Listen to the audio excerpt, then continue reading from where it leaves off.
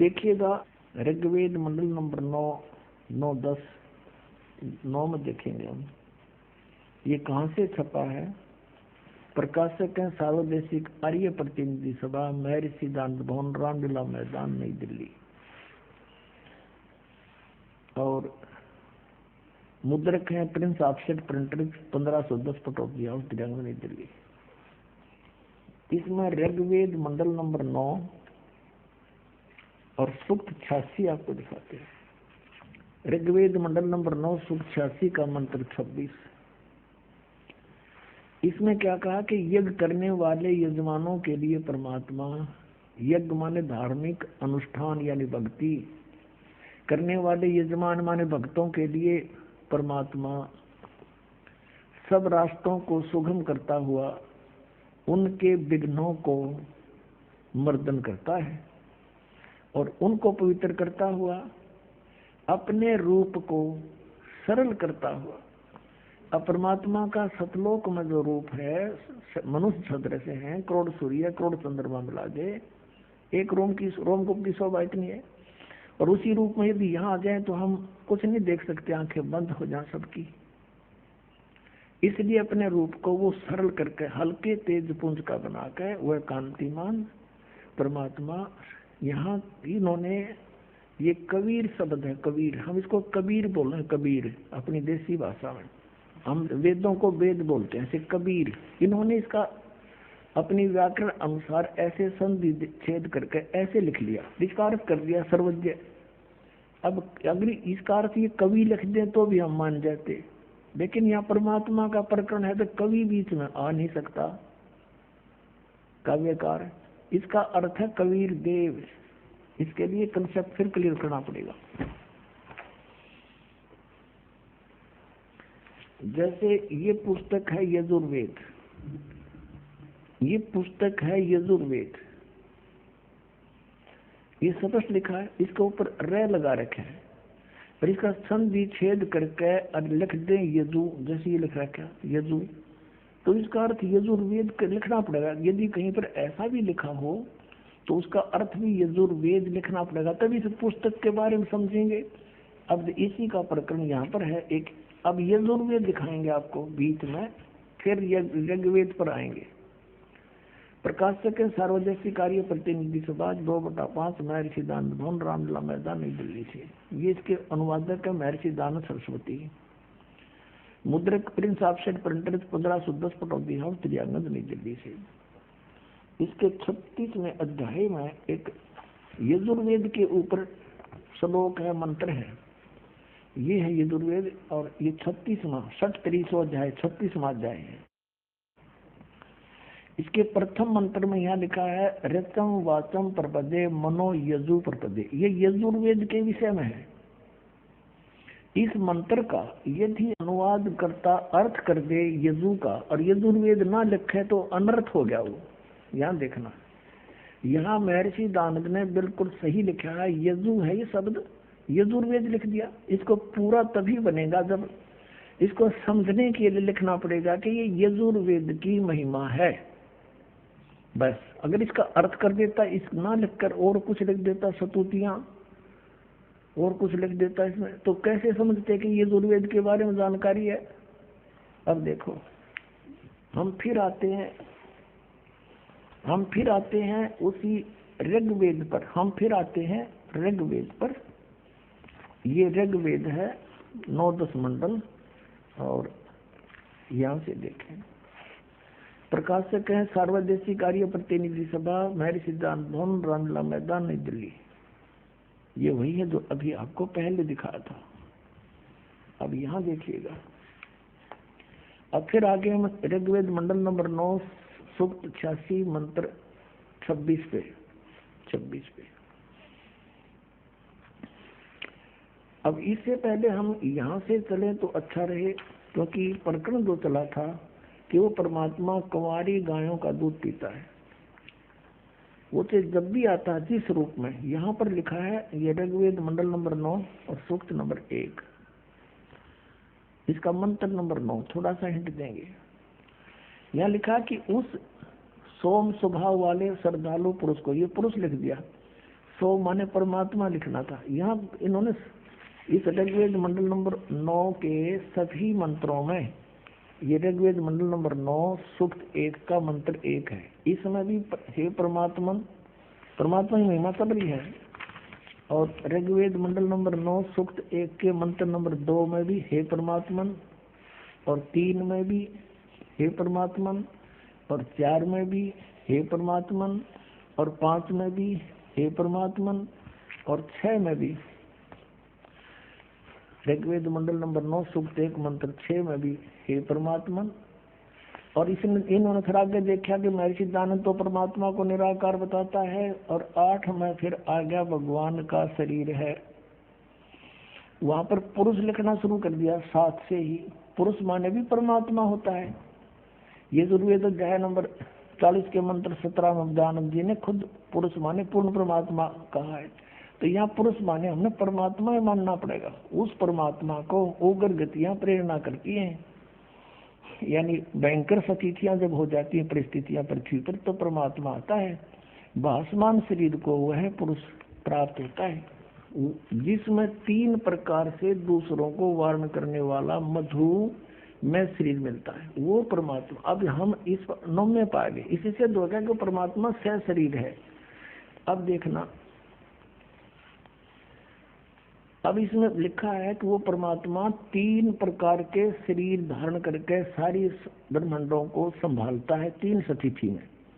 एक में तो वो स्थिर रहता है सतलोक में, ऊपर के लोकों में एक ऐसा रूप है, करोड़ सूर्य मिला दे करोड़ चंद्रमा, 1 रोमकूप कितनी शोभा है। वो तो वहाँ फिक्स, वहाँ तो स्थिर रहते हैं, स्थायी। अन्य रूप बना करके वो प्रत्येक युग में एक लीला करते हैं, एक बालक रूप धारण करके, और धीरे धीरे बड़े होते हैं। उसमें भी कुंवारी गायों का दूध पीते हैं। ये दूसरी प्रकार का शरीर हुआ, शिशु रूप धारण करके आए, और फिर धीरे धीरे बड़े हुए। 5 वर्ष की आयु से ही वो फिर बड़े बड़े विद्वानों के छक्के छुड़ा देते हैं।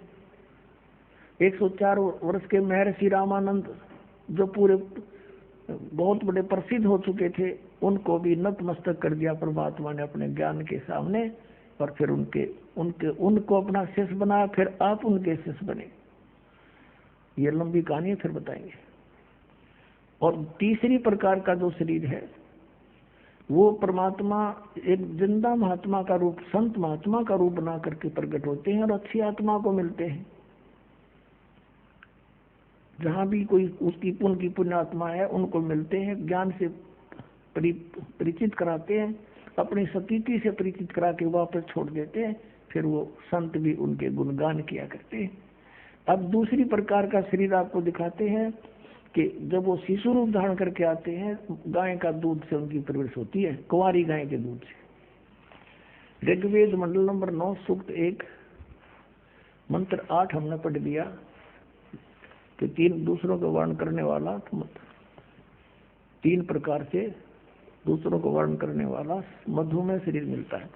अब ये दूसरी प्रकार का शरीर है, उस अमर परमात्मा को, पूर्ण परमात्मा को, जो शिशु रूप धारण करके आता है। सब अभी अजन्या, अजन्या माने बिना धनाई, धेनु माने गाय, बिना धनाई यानी अभी अजन्या, पूर्ण रूप से, यानी अभी अजन्या का अर्थ है कुंवारी गौओं, उस गौएं उस तृप्ति करती हैं, तृप्त करती हैं। दूसरे शब्दों में ऐसा समझे कि उस परमेश्वर को जो शिशु रूप धारण करके आता है, कुंवारी गायों से उसकी परवरिश होती है, उसको तृप्त करती है, इति सिद्ध। अब पुण्यात्माओं, ये था दूसरी प्रकार से परमात्मा जो हमारी देखभाल संभाल करने के लिए, धारण पोषण करने के लिए आते हैं। और तीसरी प्रकार का शरीर ये वो उनका ऐसा है कि जब चाहे जहाँ प्रकट हो जाते हैं, एक साधु संत रूप बना के, और अपनी अच्छी आत्माओं से मिलते हैं, उनसे वार्तालाप करते हैं, ज्ञान चर्चा करते हैं। अब वो प्रकरण आगे चलेगा, और वो कौन है? वो परमात्मा वेद क्लियर कर रहे हैं, वो कबीर देव है। अब आप देखो, ऋग्वेद मंडल नंबर 9 सूक्त 86। अब इसमें 26 मंत्र आपने पढ़ा, अब फिर पढ़ेंगे। यज्ञ करने वाले यजमानों के लिए परमात्मा, अर्थात भक्ति करने वाले भक्तों के लिए परमात्मा सब रास्तों को सुगम करता हुआ उनके विघ्नों को मर्दन करता है, उनको पवित्र करता हुआ और अपने रूप को सरल करता हुआ हल्का बना करके वह कांति में परमात्मा कबीर देव, यहाँ कबीर देव लिख देना था बस, विद्युत के समान क्रीड़ा करता हुआ वर्णीय पुरुष को, अच्छी आत्मा को, श्रेष्ठ पुरुष को प्राप्त होता है।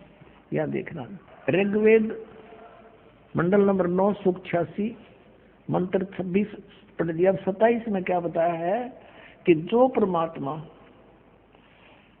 परमात्मा धूलोक के तीसरे पृष्ठ पर विराजमान है, सतलोक में भी उसके अंतिम छोर पर रहता है। अब ऋग्वेद मंडल नंबर 9 और सूक्त नंबर 82 इसको और अच्छी तरह क्लियर करता है। ऋग्वेद मंडल नंबर 9 और सूक्त 82 और मंत्र नंबर 1 यहाँ पर है। जो सर्व उत्पादक प्रभु यानी सबकी उत्पत्ति करने वाला परमेश्वर, सबका रचनहार, प्रकाश रूप, सद्गुणों की वृष्टि करने वाला, पापों को हरण करने वाला है, वह राजेव राजा के समान। यहाँ 269 पृष्ठ इन्हीं का अनुवाद, आगे देखो 270 पृष्ठ। राजा के समान दर्शनीय है, राजा की तरह देखने जोगा है। ऊपर परमात्मा मनोहर मुकुट धारण किए बैठा है, सवेद छतर सिर मुकुट विराज, देखत ना उस चेहरे नू। राजा के समान दर्शनीय है, देखने जोगा है, और वह पृथ्वी आदि लोकांतरों के चारों ओर शब्दमान हो रहा है। वह वर्णीय पुरुष को, अच्छी आत्मा को, जो दृढ़ भक्त है उसको पवित्र करता हुआ प्राप्त होता है। जिस प्रकार विद्युत सने वाले स्थानों को आधार बनाकर प्राप्त होता है, जैसे आकाशीय बिजली काशी की धातु पर गिरती है, उसका अट्रैक्शन होता है, ऐसे ही वो परमात्मा उस दृढ़ भक्त को मिलता है जिनका उसके प्रति विशेष लगाव होता है। अब यहाँ देखो किस उद्देश्य से आता है। ऋग्वेद मंडल नंबर 9 सूक्त 82 मंत्र 2 में आप देखेंगे वो किस उद्देश्य से आता है। हे परमात्मा, उपदेश करने की इच्छा से आप महापुरुषों को प्राप्त होते हो, अच्छी आत्माओं को प्राप्त होते हो, और आप अत्यंत गतिशील पदार्थ के समान यानी बहुत तीव्रगामी होकर के हमारे आध्यात्मिक यज्ञों को प्राप्त होते हैं। आप वैसे राजा, आप कबीर देव हैं। हम उसको कबीर देव कहने लगे, फिर कबीर साहब कहने लगे। कबीर वेदों में कबीर, और हम उसको कबीर बोलते हैं। कुरान शरीफ में भी इसको कबीर बोला है। कबीर देव हैं, शुद्ध स्वरूप हैं, हमारे पापों को दूर करके हे अमर परमात्मा आप हमको सुख दें। अपने आत्माओं, उन महापुरुषों में से कौन कौन है अच्छी आत्माएं, जैसे आपको अभी गिनाया। हम सुल्तानी नानक तारे दादू को उपदेश दिया, जात जुलाहा भेद न पाया, वो कौशी माहे कबीर हुआ। उनमें से एक दृढ़ भक्त श्रेष्ठ आत्मा आदरणीय नानक साहिब जी है, जिनको परमात्मा बेई नदी पर मिले थे, सुल्तानपुर शहर में, पश्चिमी पाकिस्तान के अंदर है वो क्षेत्र। पहले ज्वाइंट भारत था ये सारा, अफगानिस्तान, बलोचिस्तान, पश्चिमी पाकिस्तान, पूर्वी पाकिस्तान और ईरान, इराक तक, गढ़ और गजनीव तक ये भारतवर्ष था। नानक साहिब जी के पहले जन्म सतयुग में ये राजा अम्बरीश थे, त्रेता में यही आत्मा राजा जनक हुए, और कलयुग में ये नानक राजा जोना वही आत्मा श्री नानक जी हुए। अपने आत्माओं पहले ये राजा थे, इनके नौकर रहा करते थे पिछले पुनों के कारण, और इन पुनों को स्वर्ग में खर्च करके वापस आ जाते हैं सभी प्राणी। फिर ये स्वयं एक सुल्तानपुर के नवाब के यहाँ मोदी खाने में नौकरी कर रहे थे। लेकिन ऐसी आत्माएं भक्ति बिना रुक नहीं सकती। एक ब्रजलाल पांडा इनको पढ़ाया करता था, गीता जी को। हिंदी भी उन्होंने पढ़ाई थी, ये फारसी भी पढ़े थे एक मौलवी से। इनके पिताजी श्री कालूराम मेहता खत्री यानी अरोड़ा जाति से थे, हिंदू परिवार था इनका। और श्री कृष्ण जी श्री राम के खूब तगड़े पुजारी थे, सभी देवी देवताओं की पूजा करते थे। जब ये सुल्तानपुर में नौकरी कर रहे थे, वहां इनकी बहन ब्याही थी। इनके जीजा जी जो थे बहनोई श्री जयराम जी थे, उनके ही सिफारिश से नानक साहब जी को मोदी खाने की नौकरी मिली थी नवाब के यहाँ। और जयराम जी भी वहाँ नवाब के ही सर्विस करते थे, या जैसे वो अच्छे गणमान्य व्यक्ति थे। नानक साहब जी प्रतिदिन उसके सुल्तानपुर के साथ से बह रही बेई नदी के ऊपर प्रतिदिन स्नान करने जाते थे और वहां बैठकर कुछ देर भगवान का एकांत में चिंतन करते रहते थे। एक दिन परमात्मा सतपुरुष कबीर देव जिंदा महात्मा रूप बनाकर और नानक साहब जी के पास गए। नानक साहब जी से कहा कि हे महात्मा जी, हे भक्त, मैं बहुत भटक लिया, मुझे कोई सतमार्ग बताने वाला नहीं मिला और मुझे कोई मार्ग बताओ। आप बहुत अच्छे भक्त बताए, सभी यहाँ चर्चा है आपकी। तो नानक साहब जी ने जैसा भी ब्रजलाल पांडे से सुना था वो सारी कथा सुनानी शुरू कर दी। फिर कहा कि अगर तुम मुझे गुरु बनाओ तो गुरु बिन मोक्ष हो नहीं सकता। तो परमात्मा ने कहा कि भाई गुरु किसको बनाऊं, जब तक मेरी आत्मा दृढ़ नहीं होगी। मैं वैसे गुरु तो मैंने बना भी रखा, रामानंद जी काशी में पंडित स्वामी रामानंद जी से मैंने दीक्षा ले रखी है, लेकिन मेरी तसल्ली नहीं हुई, संतुष्टि नहीं है। नानक साहब जी कहते फिर मुझे बनाओ गुरु। तो कबीर साहब कहने लगे ठीक है आप गुरु जी, लेकिन मेरी कोई शंका समाधान करो गुरुदेव, मेरी कोई शंका का समाधान करो। बोलो कि ब्रह्मा विष्णु महेश की क्या स्थिति है, क्या ये जन्मते मरते हैं या इनके कोई माता पिता भी हैं? तो जैसा उन्होंने सुन रखा था ब्रजलाल पांडे से और जैसा भी हिंदू धर्म में प्रचलित है, ये लोक वेद सारा सुना दिया। ये अजरो अमर है, अविनाशी है, इनके कोई माता पिता नहीं, श्री कृष्ण जी सर्वश्रेष्ठ है। श्री कृष्ण जी ने गीता का ज्ञान दिया, ये अनमोल ग्रंथ है। कबीर साहब ने कहा जी कुछ फिर उस अनमोल ग्रंथ के कुछ वचन सुना दो। फिर वो नानक साहब जी ने कुछ जो श्लोक याद थे वो सुनाए। फिर कबीर साहब ने उसके ऊपर कहा कि आप श्री कृष्ण जी कहते हो, श्री कृष्ण जी ने गीता बोली। हाँ श्री कृष्ण जी ने बोली। तो आप श्री कृष्ण जी को अजरो अमर बताते हो, उनकी जन्म मृत्यु नहीं होती? कि हाँ बिल्कुल सही है, नानक जी बोले। अब जिंदा फकीर बोला, कबीर परमेश्वर जिंदा रूप में विराजमान थे कि आपके गीता ज्ञानदाता चौथे अध्याय के 5वें और 9वें श्लोक में, दूसरे अध्याय के 12वें श्लोक में और 10वें अध्याय के दूसरे श्लोक में कहता है मेरे जन्म और मृत्यु होता है। अर्जुन तू नहीं जानता, मैं जानता, मैं जानता हूँ। और फिर कहता है 18वें अध्याय के 62वें श्लोक में कि तू सर्वभाव से उस परमेश्वर की शरण में जा, उसकी कृपा से तू परम शांति को, सनातन परम धाम को प्राप्त होगा। तो वो कौन है जो गीता ज्ञानदाता से भी अलग है? अब काफी प्रश्नोत्तरी हुई। तब नानक साहब जी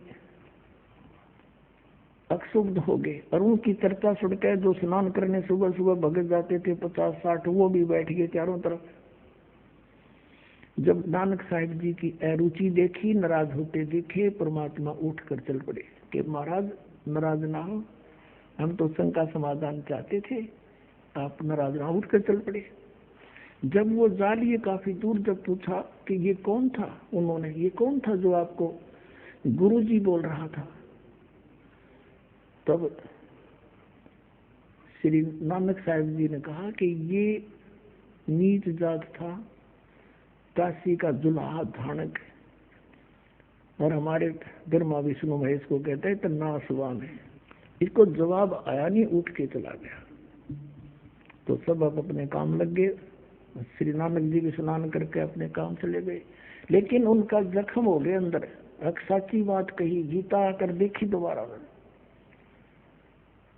कोई बात तो सारी सत्य कहे थे, और मन में यूं कह कि एक बार फिर वो आवे संत भक्त, फिर चर्चा करूं। कुछ दिनों के बाद, महीने 2 महीने 6 महीने उनको खूब तड़फा के फिर इसी तरह प्रतिदिन स्नान करने जाते थे, और इसी खोज में थे शायद कितने दिखाई दे जाए, आज फिर बात करूं। स्नान करने के लिए तैयारी थी, कपड़े निकाल रखे थे, नौकरों को दे दिए थे, वो लिए खड़े थे। नानक साहब जी अपना जो दाने के लिए एक वस्त्र रखते हैं शरीर पे, वही शेष था। इतने में परमात्मा केवल नानक साहब को दिखाई देते। उनकी खुशी का ठिकाना नहीं रहा, जिंदा महात्मा के रूप में आए। और थोड़ी सी दूर नानक साहब भी चले गए आगे कि आओ भक्त, आओ भक्त, आपके इंतजार थी मुझे। वहां पर बहुत से लोग स्नान कर रहे थे, वो देखने लगे कि ये नानक साहब किसको बातें कर रहा है। कुछ एक कहने लगे आप पे कहने लगे भगत आप बोल अगर भगत तो भाई ये पता नहीं कौन से मूड में बैठा है। तो दोनों बैठ गए। कबीर साहब केवल नानक साहब जी को दिखाई देते, अन्य को नहीं। काफी देर चर्चा हुई, सब विस्तार से मालिक ने बताया और कहा कि सचखंड है, सतलोक है, उसमें सतपुरुष रहता है, उसकी भक्ति से मोक्ष होगा, वो अकाल मूर्त है। नानक साहब ने कहा कि हमने तो कोई स्वर्ग से ऊपर सुना नहीं। तो कहते हैं नानक साहब जी ने ये शर्त रखी कि आप मुझे ढूंढ दो दरिया में, तो मैं आपको गुरु बना लूंगा, तेरी सारी बात सुनूंगा। ये कहकर छलांग लगा दी दरिया में। कबीर साहब ने वहीं से अंतर्धान किया उनको, और अब सटरी मजिदर से जल आ रहा था, उसी साइड में ले गए। काफी देर जब नानक साहब बाहर नहीं आए तो सबको चिंता होगी। सबने जान लिया कि डूब गया। सुल्तानपुर शहर में आग की तरफ बात फैल गई। भागे आए, उसकी बहन मूर्छित होगी, बहन रोने लगी बुरी तरह, मेरा भाई मर गया। बहुत चिंता का विषय बन गया। सुल्तानपुर के नवाब तक बातें गई। उन्होंने नौकर भेज दिए जाल डालने के लिए, गोताखोर भेज दिए। वो ढूंढ रहे डाउन स्ट्रीम में, वो ले गया स्ट्रीम में। बहुत दूर ले जाकर 3-4 किलोमीटर वहां बैठा लिए नानक साहब की। दोनों की काफी देर चर्चा हुई परमात्मा के साथ। फिर नानक साहब ने कहा कि मुझे सचखंड दिखा दो भगवान, फिर मैं मानू। शरीर को वहां छोड़ा, आत्मा लेकर चल पड़े। जैसे गरीबदास जी को लेकर गए थे, जैसे धर्मदास जी को लेकर गए थे, जैसे दादू साहब जी को लेकर गए थे, जैसे मुल्कदास साहब जी को लेकर गए थे, जैसे गीसा दास साहब जी को लेकर गए थे, ऐसे इनको भी लेकर गए। वहां जाकर देखा परमात्मा दूसरे रूप में सथिर बैठे हैं।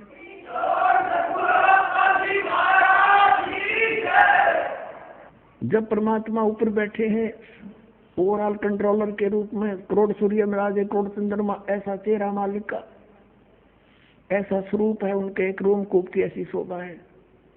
एक बहुत बड़े गुम्बद में विराजमान है, बहुत बड़े गुम्बद में,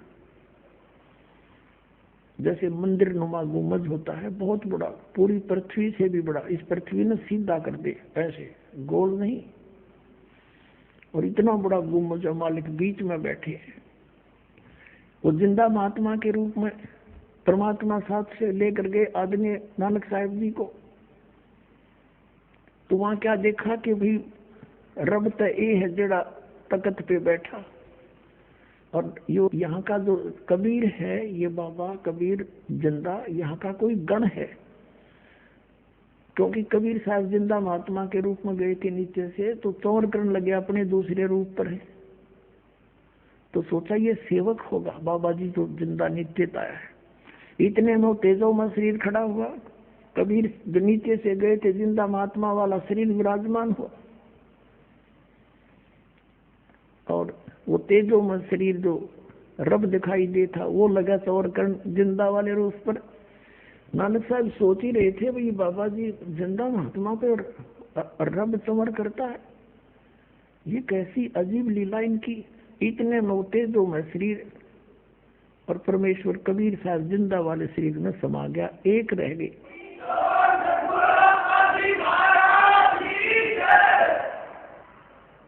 असंख्य करोड़ ब्रह्मांड के ओवरऑल कंट्रोल के रूप में वो जिंदा महात्मा विराजमान है, चंवर अपने आप घूम रहा है।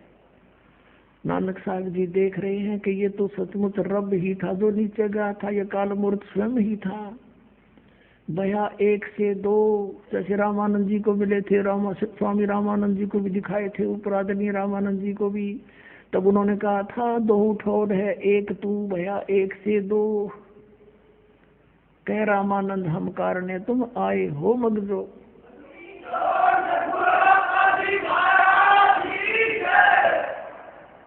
और यही आदरणीय नानक साहब जी के साथ घटना घटी। और तब परमात्मा ने कहा कि आयम कबीर, मैं कबीर हूँ, अल्लाह अकबर हूँ, मैं कबीर देव हूँ।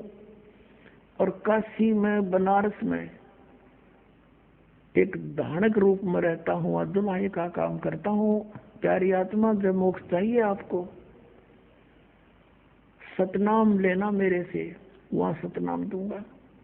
और वो जाप करना होगा 2 अक्षर का है, उससे आपका मोक्ष होगा। वहां तो कहते हैं कोट जन्म तन ब्रह्मत हो गए, कुछ नहीं हाथ लगा रे, कुकर सुकर खरबा बोरे, कौआ हंस बगारे।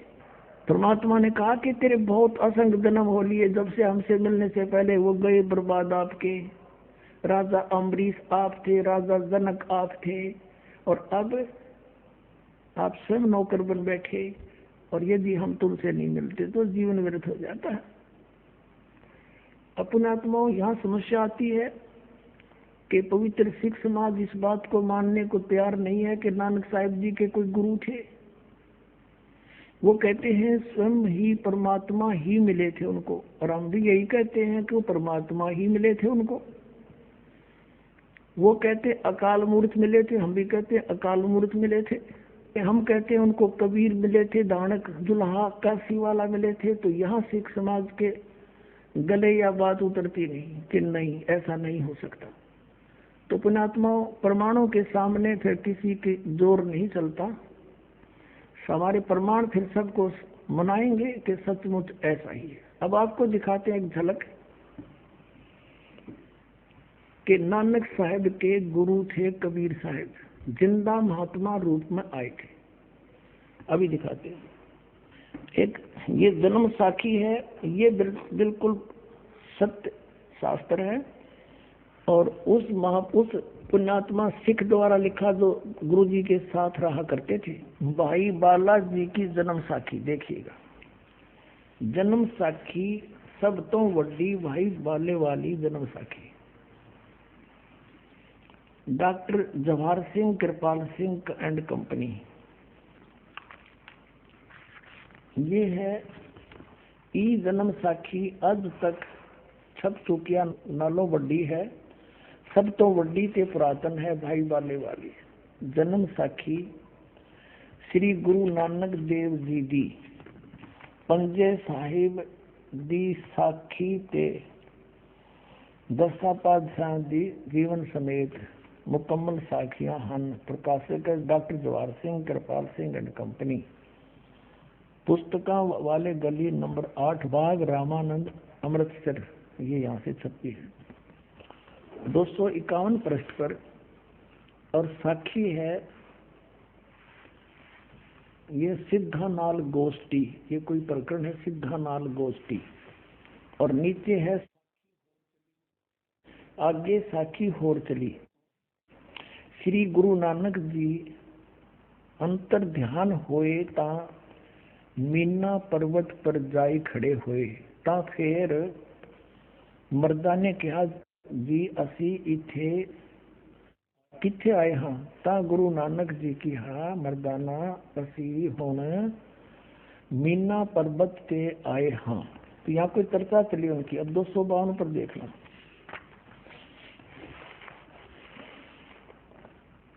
दो 252 पृष्ठ पर आगे ता गुरु नानक जी की हा मर्दाना असी 16,000 जोजन ऊपर आए हैं। आहे ता मर्दा ने कहा जी यहाँ से सुमेर पर्वत कितना रहिंदा है। अब अपने मतलब की पढ़ेंगे। ता फिर मर्दाना पूछिया जी तुसानू जो गुरु मिलिया सी उसका नाम की है। ता गुरु नानक जी कहा मर्दाना उसका नाम बाबा जिंदा आखदे हन। जहाँ तोड़ी जल और पवन है उसदे हुक्म विच चलदे हन। अते अगन और मिट्टी ए भी उसदे आखे विच हन।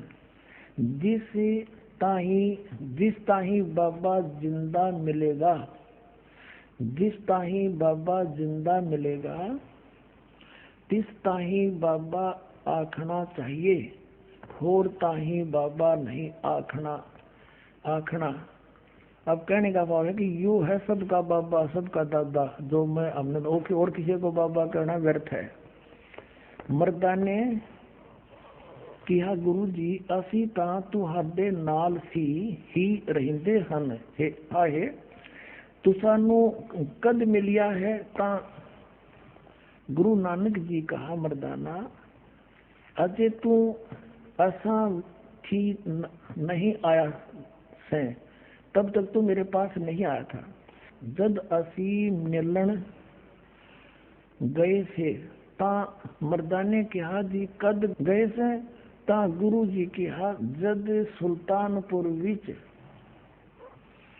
डुबकी लाई सी, डुबकी लाई सी। तब मर्दाना असी 3 दिन उसे पासे रहे से। मर्दाना भाई बाला जानते हैं मर्दाना ऊ समय गुरु है, ऐसा गुरु है जिसकी सत्ता संपूर्ण जगत नू आसरा दे रही है। कहते हैं जब सुल्तानपुर विच डुबकी लाई थी तब मर्दाना असी 3 दिन उसे पासे रहे सी, उसके पास रहे थे। और वो जिंदा महात्मा है, उसको ये समझ क्या है, उसका नाम बाबा जिंदा अखदे हन। बोलो सतगुरुदेव की जय।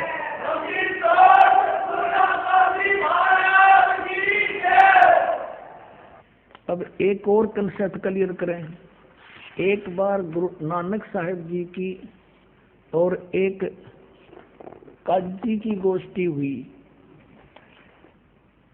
तब काजी ने प्रश्न किया, तब गुरु नानक देव जी उसका उत्तर देते हैं। किस प्रकार देते हैं और दिखाते हैं आपको। पहले एक और गजब की इसमें इसी पुराण संग्रह में कमाल की बात मिली है पुणात्माओं, क्योंकि सच्चाई ऊपर आए बिना रहा नहीं करती। जैसे धर्मदास जी को परमात्मा ने कहा था धर्मदास मेरी लाख दवाई, वही जिंदा महात्मा के रूप में उनको मिले थे मथुरा में, और कहा था धर्मदास मेरी लाख दवाई, ये सार नाम और सतनाम की तो बाहर ना जाई, ये मूल ज्ञान बाहर ना जाई, और मूल ज्ञान बाहर जो पढ़ी बिचली पेड़ी हंस नहीं थी। तो ये क्या बताते हैं नानक साहिब जी। मर्दाना ने पूछा कि भगवान,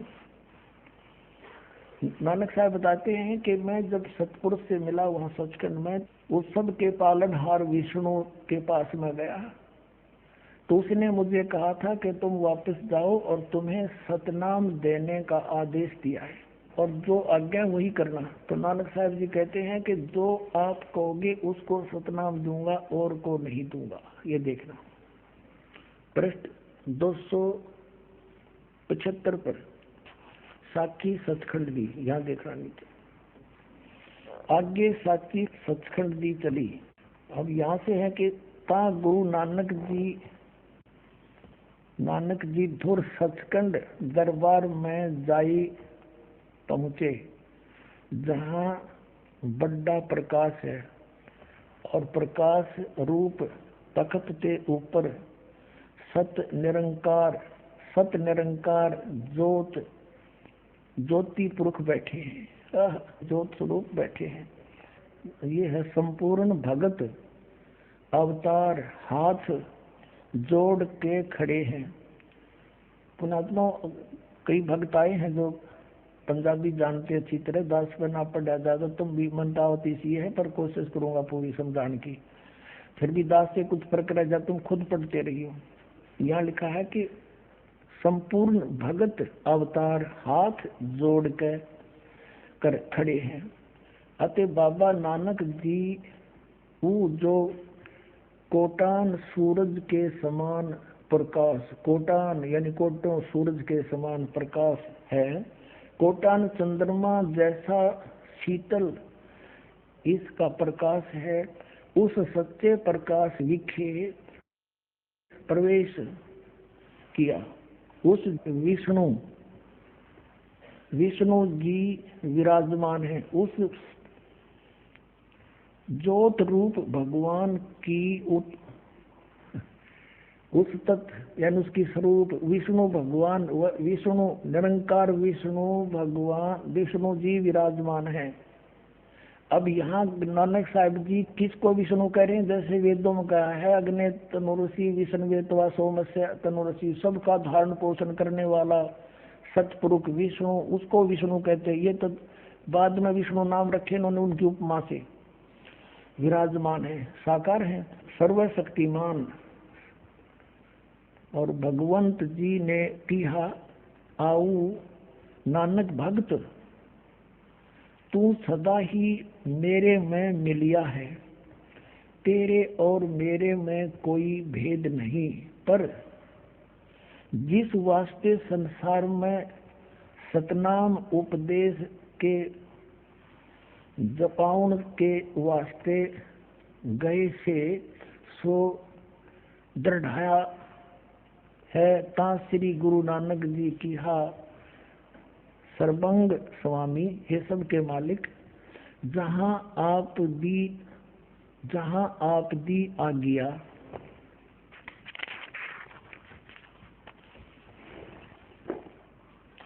अब 276 पे, जहाँ आपकी आज्ञा तहाँ सतनाम दा चक्कर फेरिया है, जहाँ जहाँ आपका हुक्म होएगा तहाँ तहाँ सतनाम का चक्कर फेरेंगे। आगे जिवें आपकी रजाई होएगी, आपकी रजा होएगी त्यों ही होएगा। कहते हैं ऐसा कही कर श्री गुरु जी ने शब्द विचारण कीता। स्तुति है, स्तुति। अपना आत्मा हो गया क्लियर। एक तो ये कंसेप्ट क्लियर हो गया कि नानक साहब जी को जिंदा महात्मा में गुरु जी ने ले थे आके गुरु रूप में, और सचखंड लेकर गए। वहां परमात्मा का दूसरे रूप में विराजमान थे। ये तो जैसा भी, क्योंकि कुछ थोड़ा सा परमात्मा ने कहा था कि निर्मल ज्ञान तुम जग में भाखो और मूल ज्ञान तुम गुप्त ही रखो। अब यहाँ पर नानक साहिब जी ने परमात्मा का आदेश क्लियर बता दिया। उन्होंने जानबूझ कर यहाँ थोड़ा घुमाया है, जिस कारण से ये राधा स्वामी पंथ, ये नकली काल के पंथ, इसको पढ़कर ज्योत स्वरूप और प्रकाश ही प्रकाश कहने, इसमें तो ये स्पष्ट बताया कि वो साकार बैठे हैं विष्णु रूप में। बात हुई आपस में, आज्ञा दी के सतनाम का जाप करवा और जिसको आज्ञा हो उसी को देना। तो इन्होंने कहा जो आपकी आज्ञा होगी उसी को सतनाम दूंगा, ना कति नहीं दूं। हो गया स्पष्ट। एक तो ये हो गया कि जिंदा महात्मा में परमात्मा आकर मिले, बेई नदी पर स्वीकार्य हुआ। सचखंड गए, वहां रूप देखा साकार, वहां बात हुई, उसका आदेश दिया कि सतनाम नहीं देना, सतनाम जैसा आप कहोगे उसको दूंगा, आपकी आज्ञा बिना हुक्म बिना कुछ भी नहीं करूंगा। अब फिर एक काजी से बात हुई इनकी, एक मुल्ला से बात हुई, वार्ता वो दिखाते हैं। एक बहुत पुरानी साखी है, बहुत पुरानी। ये देखो इसका रंग भी कैसा हो रहा है, कागज भी पाटन में हो रहा है, बहुत पुरानी है। और इसका यहाँ से भी इसका फर्स्ट प्रिंट भी ठीक से नहीं रहा है, ये किसी सिख बच्चे ने लाकर हमें दिया है। ये सिर्फ इतनी ही यहाँ पर है। ये वही कृपाल सिंह, जीवन सिंह, ये उनसे छपी है। ये ऐसी प्रति थी इसकी। अब इसके पृष्ठ नंबर आपको फिर हिंदी वाली में भी दिखाएंगे।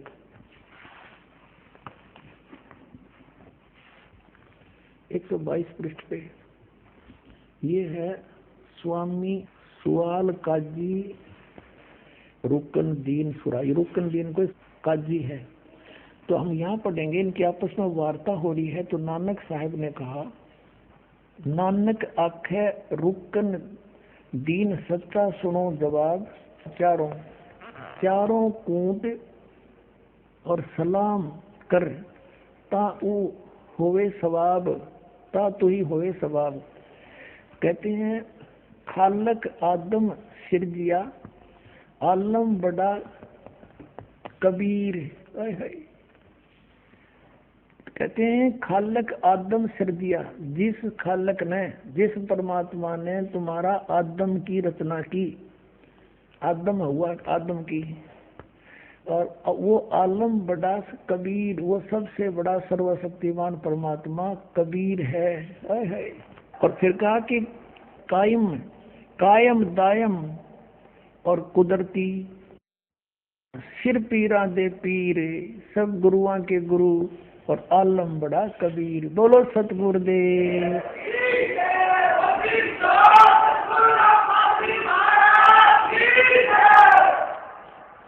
अपनात्मा दास बहुत पहले से आपको कहता रहा था, लेकिन ये प्रमाण ना मिलने से दास को तो विश्वास था, लेकिन आम जनसाधारण नहीं मान सके था। अब दास ने पहले से बताया, क्योंकि जो सूक्ष्म वेद में आदरणीय गरीबदास साहिब जी ने लिखा वो फाइनल है, गॉड गिवन है। कबीर गॉड गिवन ज्ञान है आदरणीय गरीबदास साहिब जी का, परम पूज्य गॉड कबीर द्वारा दिया हुआ, कबीर परमेश्वर द्वारा, वो झूठा नहीं हो सकता। दास ने आपको बताया कि ये सबसे पहले राजा अम्बरीश थे, सतयुग में राजा अम्बरीश थे नानक जी,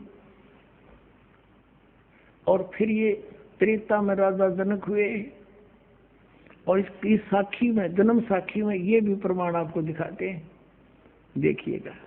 और फिर नानक जी बने सुल्तानपुर में। ये जो सबसे बड़ी साखी है, ये जो अभी आपको दिखाई थी, इसकी प्रश्न नंबर 423 पर, यह है प्रश्न 423 है। ये कट रहा है, ये 422 है। यहाँ देखिए, किसी सिख बच्चे ने दिया, उसने इस परमात्मा के ज्ञान से परिचित होकर के स्वयं निशान लगा रखे हैं। यहाँ लिखा है सतगुरु गुरु मेहरबान त्रेते, त्रेते माने त्रेता युग में, त्रेते जनक बदे है। त्रेता में जनक बदे ही, और हरिचंद द्वापर गुरु, और कलयुग नानक देव। कलयुग में नानक देव सतगुरु मेहरबान त्रेते जनक विदेही, और हरिचंद द्वापर में, और कलयुग में कलयुग नानक देव। इन्होंने एक और बता दिया कि द्वापर में हरिचंद आए थे, बाकी आगे देखेंगे। यहाँ देखो, यहाँ पर है कि त्रेता युग विच गुरु जी जनक विधेयी होया, और अर सिद्धि करोड़ी एक 35 आया ता आ गया। इस श्लोक का ये अनुवाद करता हुआ रहा, इसने अपने हिसाब से किया है। आगे भी लिखा होगा बहुत सा, इतना इस दास ने इतने पढ़ नहीं आती, और ये सिख समाज के पास तो उपलब्ध है, ध्यान से खूब पढ़ सकते हैं। ये है साखी अजित्य रंधावे जी, इसके अंदर है ये। इसमें स्पष्ट लिखा है कि सतगुरु गुरु मेहरबान त्रेते जनक बदे, और हरिचंद द्वापर में, और गुरु कलयुग नानक देव। और यहाँ इसने अनुवाद करते समय लिखा है कि त्रेता युग में युग बीच गुरु जनक विधेयी होया, इस प्रकार ये सारा इसमें अपना अनुवाद किया अपने अपना। अब ये कंसेप्ट कति क्लियर हो लिया। अब आप जी ने जो देखी वो पंजाबी यानी गुरुमुखी लिपि वाली साखी देखी, हिंदी वाली और दिखाते हैं। इसमें इन्होंने कुछ फेरबदल कर दिया है और जहाँ ये विचलित नहीं है वो एज इट इज लिख दी है। हिंदी करते समय इन्होंने कुछ मसाला काट दिया। अब देखना, और कुछ बहुत कुछ छुपा है इसमें, ये देखिए अभी शेष बचा है। ये है हिंदी वाली भाई वाले वाली, श्री गुरु नानक देव जी की जन्म साखी, भाई चतर सिंह जीवन सिंह अमृतसर से छपी है।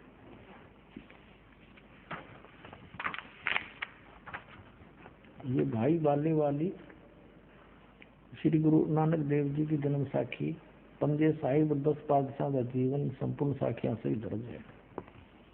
प्रकाशक हैं भाई चतर सिंह जीवन सिंह अमृतसर, ये यहाँ से छपी है। बाजार माया सेवा अमृतसर, ये इनके फैक्स और फोन नंबर है। भाई चतर सिंह जीवन सिंह, ये मुद्र का जीवन प्रिंटर अमृतसर। इसमें हिंदी में और पढ़ी आराम से आनंद आओगा आपको। ये है पृष्ठ तो 97 पे 197 पे सवाल काजी रुकनदीन सूरा के, नानक साहब जी से कोई सवाल किया, जवाब श्री गुरु नानक देव जी का। हम यहाँ से पढ़ेंगे अपने काम का। नानक आखे रुकनदीन सच्चा सुनो जवाब, चारों कोट सलाम करता ही ता तू ही होए सबाब। अब 198 पे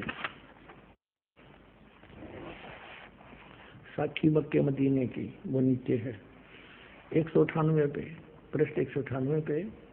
अब खालक आदम सिरजिया, यानी जिस भगवान ने आदम की उत्पत्ति की, आलम बड़ा कबीर, वो सबसे बड़ा परमात्मा कबीर है। अब यहाँ मुसलमान भाई कबीर का अर्थ बड़ा करते हैं, तो नानक साहब ने यह समस्या हल कर दी है कि वड्डा कबीर, इसका अर्थ भी करना भूल जाओगे कि कबीर का अर्थ बड़ा होगा, कर दिया होगा यहाँ पर। खालक आदम सिरजिया आलम बड़ा कबीर, और कायम दायम कुदरती सिर पीरा दे पीर। अब क्लियर कर दिया कि वो पीरा के पीर जगत गुरु है, वो सतगुरु पुरुष कबीर है, चारों युग परवाने, झूठे गुरुआ मर गए वो हो गए भूत मसाने। सतगुरु पुरुष कबीर है, सतगुरु और पुरुष भगवान भी वही है, और यहाँ पीर रूप में आकर मिलते हैं। वेद भी गवाही देते हैं परमात्मा अच्छी आत्माओं को मिलते हैं, और जिनको मिले वो गवाही दे रहे हैं कि हमें जिंदा रूप में कबीर परमेश्वर आकर मिले, वो सबसे बड़ा हो परमात्मा, बड़ा कबीर। ये कहते हैं अल्लाहू अकबर, बड़ा बड़ा भगवान, कबीर का अर्थ बड़ा करते हैं। यहाँ पर नानक साहब ने समस्या हल कर दी कि वड्डा कबीर, सबसे बड़ा कबीर, सबसे बड़ा वो कबीर, सब तो बड़ा है वो आलम, आलम कबीर, यानी सबसे बड़ा भगवान परवरदिगार आलम, वो परवरदिगार आलम है, सबसे बड़ा भगवान परमात्मा, सबसे बड़ा कबीर। इसका ये अर्थ है आलम बड़ा कबीर, सबसे बड़ा भगवान कबीर। इसमें बड़ा अर्थ साफ लिख दिया। अब आप दिखाते हैं सचखंड की साखी, ये है सचखंड की साखी 309 पृष्ठ पे। इसमें सतत लिखा है कि फिर गुरुजी उस स्थान पर पहुंचे जहाँ महान प्रकाश है, और प्रकाश रूपी सिंहासन पर निराकार स्वयं विराजे हैं। तो विराजने वाला कोई अलग थोड़ा हो गया, कोई परमात्मा साकार है। तो ये धन धन सतगुरु राजदास स्वामी वाले, जय गुरुदेव वाले इस वाणी को इसको समझ नहीं सके, वो प्रकाश प्रकाश का रोड़ा मचाने लगे। इधर के वहां बैठे हैं, उस पर विराजमान है वो भगवान, और देवी देवता अवतार अपने अपने हाथ बांधे हुए आज्ञा की प्रतीक्षा में खड़े हैं। वह प्रकाश लाखों चंद्रमाओं के प्रकाश से परम सुखदायी है, शीतल प्रकाश है। इन अनुवाद करता हूँ बहुत सी छोड़ दिया, उसमें सूरज और चंद्र दोनों लिखे हैं, सूरज भी। तो तब गुरु जी वहां सतुति की, विष्णु जी की उपस्थिति में वह स्थान परम रम्य हो रहा था। तब भगवान ने प्रेम से कहा, आओ नानक देव, तुम तो सदैव मुझ में मिले हुए हो, तुम में और मुझ में कोई भी अंतर नहीं है। तुमको सतनाम की उपदेश के लिए संसार में भेजा है। तब गुरु जी कहा कि हे सर्वज्ञ, जहाँ आपकी आज्ञा थी वहाँ सतनाम का प्रकाश मैंने किया है, और जहाँ जो आज्ञा होगी वहाँ मैं पूर्ण करूँगा। यह कहकर गुरु जी ने ये शब्द कहा।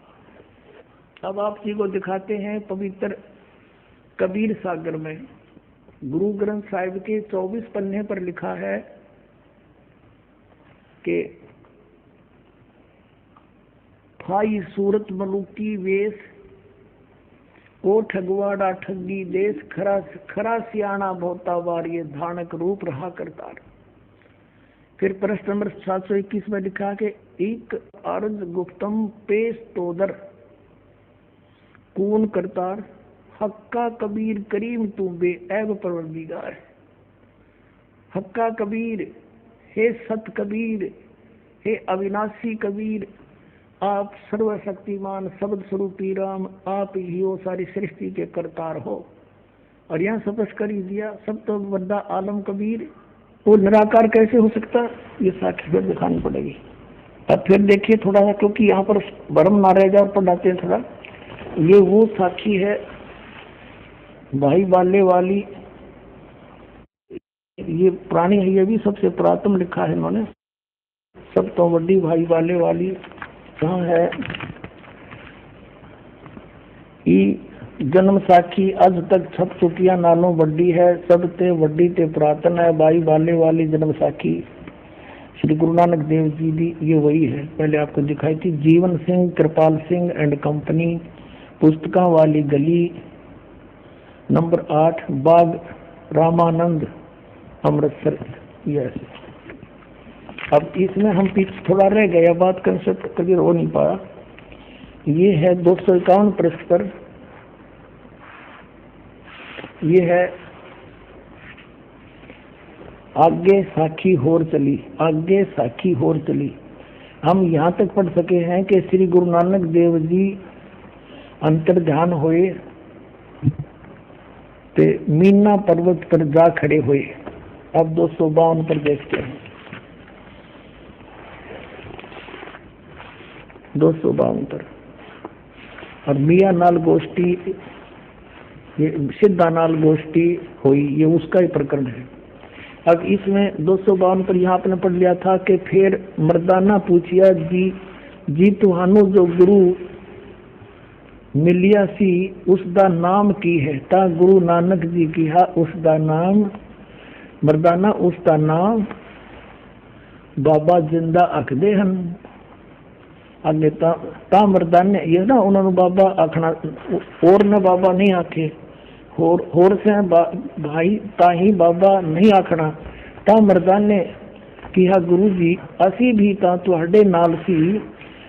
तो फिर आगे आहे तुहानू कद मिलिया है, ता गुरु नानक जी कहा मर्दाना अजे तू असा थी नहीं आया सैन, जद असी मिलन गए सा। ता मर्दाने कहा जी कद गए सी सो, ता गुरु जी कहा जद सुल्तानपुर विच डुबकी लाई सी। तब मर्दाना असी उन 3 दिन उससे पासे रहे से, उस 3 दिन उससे के पास रहे थे। मर्दाना भाई बाला जानदा है, मर्दाना ऊ ऐसा गुरु है जो जिसकी सत्ता संपूर्ण जगत नू आसरा दे रही है, और मर्दाना जिंदा उसनों कहते हन जो काल दे वस ना आवे। हथों काल उस दे वस होवे। ता मर्दाना कहा कि उसका रंग की है, अते उसदा आसन कीचे है ता गुरु जी की हाँ मर्दाना उसदा रंग लाल है, पर उस लाली नाल कोई लाली मिलदी नहीं, अते उसदे रोम सवरण दे रंग दे हन, उसके रोम उनके बाल सोने के रंग के हन, पर उनादे नाल सोना भी दख नहीं देंदा है, ते रसना थी बोलदा भी नहीं, अते रोम रोम थी मर्दाना होए शब्द हो रहा है, एहो शब्द हो रहा है गहर गंभीर ता मर्दाने किहा धन हो गुरुजी तुसा बिना ए निशा असाडी कौन करे ता मर्दाने आखिया गुरुजी हुन सुमेर पर्वत चलो। अब इसमें स्पष्ट हो गया कि उसके एक रोमकूप सोने कैसे हैं, उसका रंग लाल लाल है, तो निराकार कैसे हो गया। अब देखिएगा गुरु ग्रंथ साहिब से कुछ साखी हम आपको सुनाएंगे पढ़कर, ये अलग से छपी है।